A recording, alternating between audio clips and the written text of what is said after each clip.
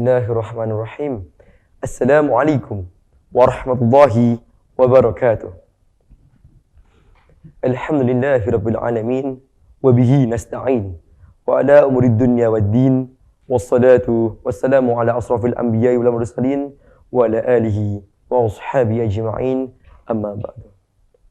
Pertama-tama dan yang paling utama, saya mengajak para pemirsa-pemirsa MBS TV yang insya Allah dirahmati Allah untuk selalu mensyukuri nikmat Allah yang selalu tercurahkan kepada kita semua, sehingga kita masih bisa menikmati umur yang panjang untuk beribadah kepadanya. Yang kedua, salawat serta salam tak lupa kita haturkan kepada junjungan kita Nabi Agung Muhammad Sallallahu Alaihi Wasallam yang telah membawa agama kita, agama Islam yang sebenar-sebenarnya, dari zaman jahiliyah menuju zaman yang terang benderang seperti zaman ini.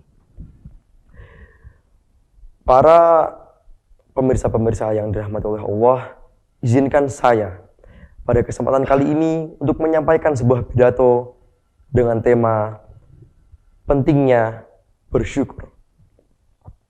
Seperti yang kita telah ketahui bersama, Allah telah menciptakan manusia dengan kecukupannya masing-masing. Tetapi mengapa pada zaman sekarang ini saya melihat bahwa keinginan itu mengalahkan kebutuhan. Sedangkan Allah telah menciptakan manusia dengan kecukupannya masing-masing. Jika sudah dipahami, mungkin perumpamaannya seperti bunga anggrek dan rumput. Jika kita lihat bersama-sama, keduanya sama-sama ciptaan Allah, bukan? Dan keduanya sama-sama diciptakan dengan takdirnya masing-masing.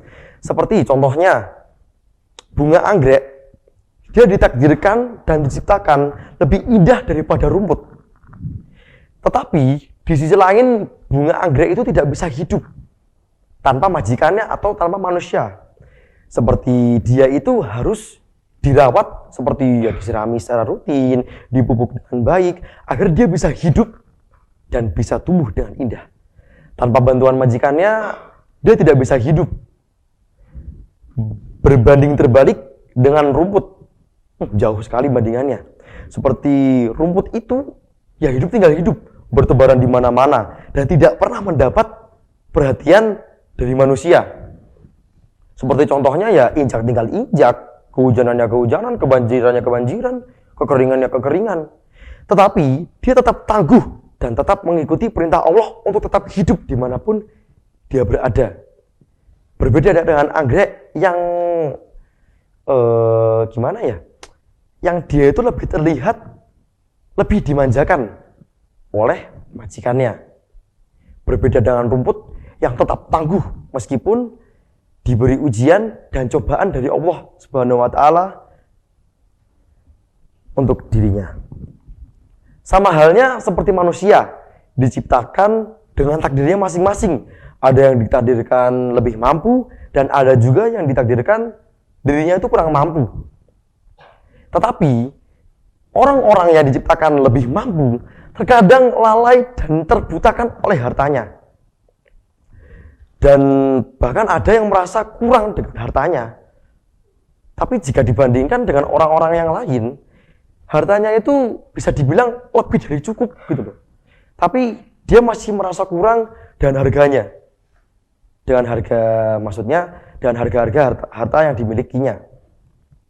Dan lebih lagi, dia menjadi kurang atau bahkan tidak bersyukur kepada Allah dan lalai pada ibadahnya.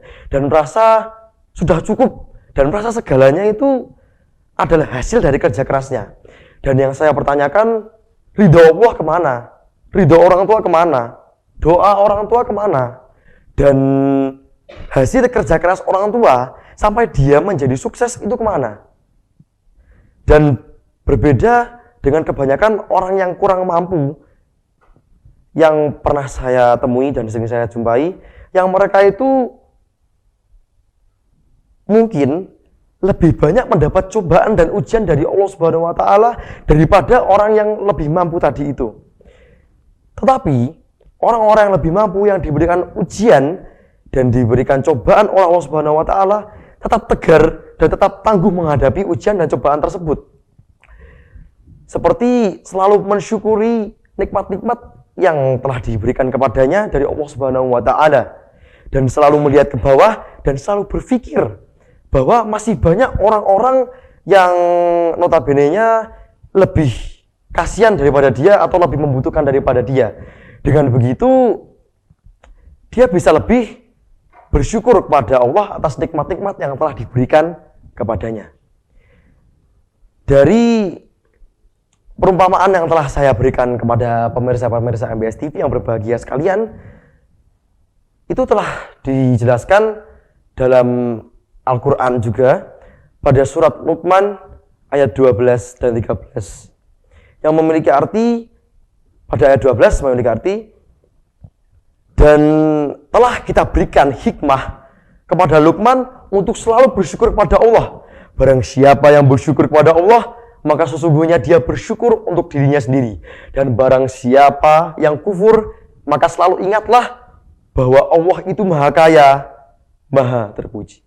Dan dalam ayat 13 yang memiliki makna, dan ingatlah saat Luqman memberitahu kepada anaknya, wahai anakku, janganlah engkau sekali-kalinya mempersekutukan Allah, karena sesungguhnya tindakan mempersekutukan Allah ini sungguh kezaliman yang besar.